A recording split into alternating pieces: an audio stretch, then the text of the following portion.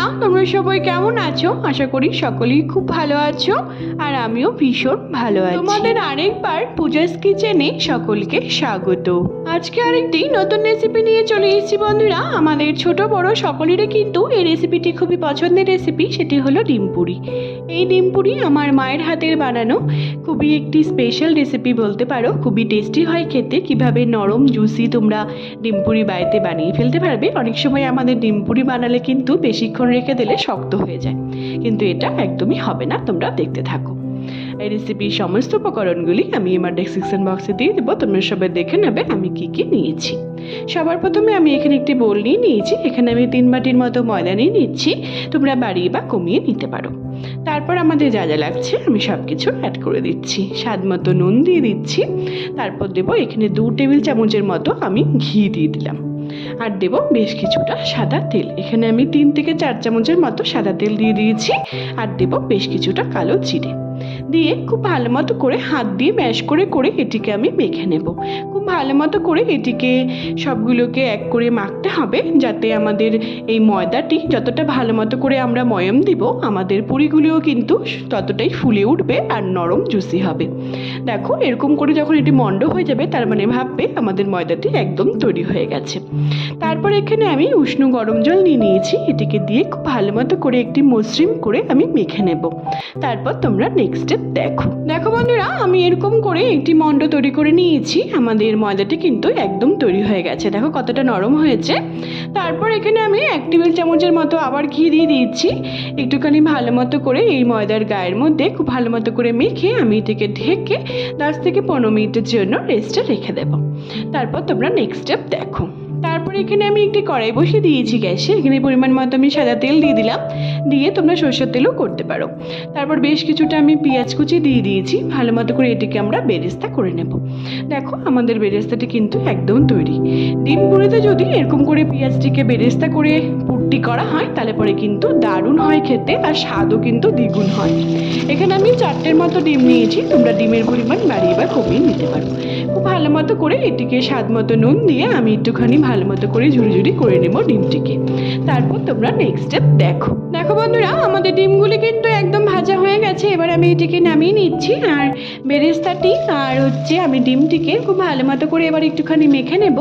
আর দেবো ঝালের জন্য একটুখানি কাঁচা লঙ্কা আর শুকনো লঙ্কাটিকে আমি একটুখানি তেলের মধ্যে কড়াইতে একটুখানি ভেজে নিয়েছিলাম, সেটিকে হাত দিয়ে ক্রাশ করে আমি এটিকে দিয়ে দিচ্ছি। ডিম পুরির মধ্যে যদি এরকম করে লঙ্কাটিকে ভালো মতো করে একটুখানি ভেজে নিয়ে তোমরা খোলা কড়াইও ভাজতে পারো। শুধু কড়াইতে আমি একটুখানি তেলেই ভেজে দিয়েছি। এরকম করে যদি দেওয়া হয় তাহলে পরে কিন্তু পুরের স্বাদ কিন্তু অসাধারণ হয় আর ডিম পুরিগুলি খেতেও কিন্তু দারুণ লাগে।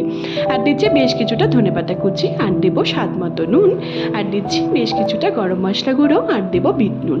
এই বিট নুনের কারণের জন্য কিন্তু আমাদের এই ডিম পুরির স্বাদ কিন্তু অসাধারণ হবে। তোমরা অবশ্যই এটিকে অ্যাড করো, একদম কিন্তু স্কিপ করো না।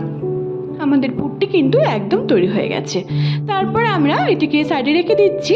তারপর যে আমরা ডোটি তৈরি করে রেখেছিলাম বন্ধুরা, ময়দার ডোটিকে, সেটিকে একটুখানি হাত দিয়ে একটুখানি মেখে নিচ্ছি।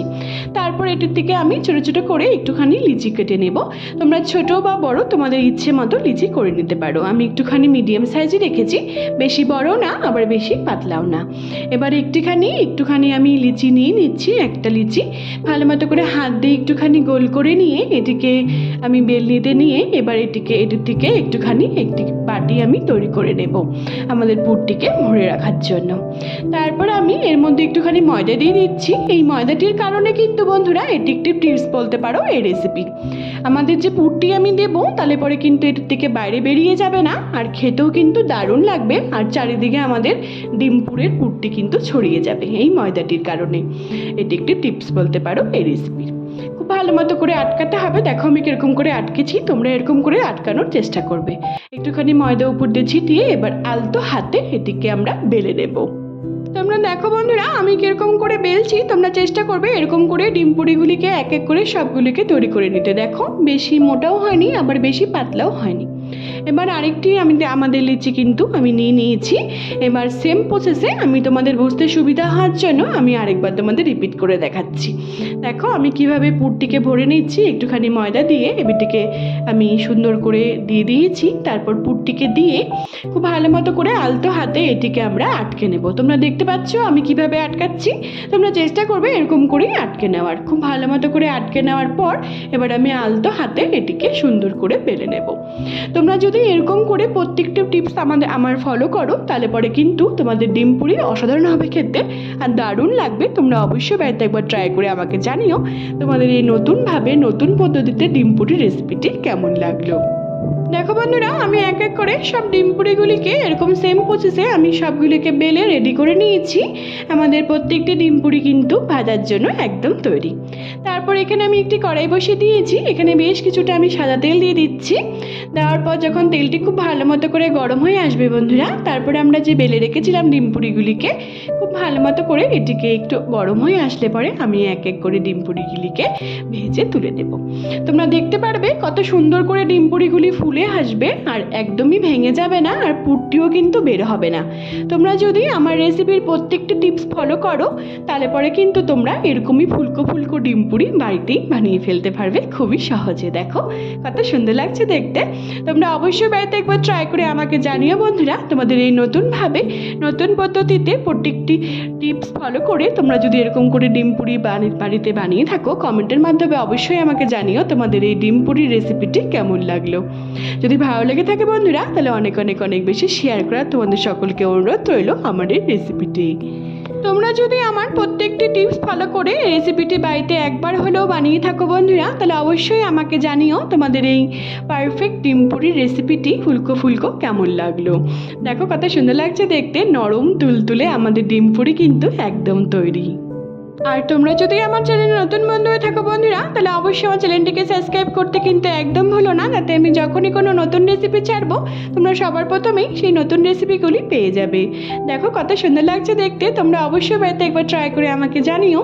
দেখো কোনো রকম কোনো পুর কিন্তু একদম বেরিয়ে যায়নি, নরম ফুলকো ফুলকো আমাদের ডিম পুরি কিন্তু একদম তৈরি। তোমরা অবশ্যই বাড়িতে একবার ট্রাই করে আমাকে জানিও তোমাদের রেসিপিটি কেমন লাগলো। দেখো কতটা নরম হয়েছে, কতটা তুলতুলে হয়েছে। তোমাদের আমি একটি ছিঁড়ে দেখাচ্ছি। দেখো পুর ভরা আমাদের ডিম পুরি একদম কিন্তু দারুণ লাগছে দেখতে। অবশ্যই আমাকে জানিও তোমাদের রেসিপিটি কেমন লাগলো। আমার ফেসবুকেও আরেকটি রান্নার পেজ আছে বন্ধুরা সুইট কিচেন দিয়ে, সেটি লিঙ্ক আমি সবশেষে তোমাদের সাথে শেয়ার করে দেবো। সেটিকে ফলো করার আর অনেক অনেক অনেক বেশি শেয়ার করা তোমাদের সকলকে অনুরোধ রইল বন্ধুরা। সবাই ভালো থেকো বন্ধুরা, সুস্থ থেকো আর অবশ্যই আমাকে কমেন্টের মাধ্যমে জানিও তোমাদের রেসিপিটি কেমন লাগলো।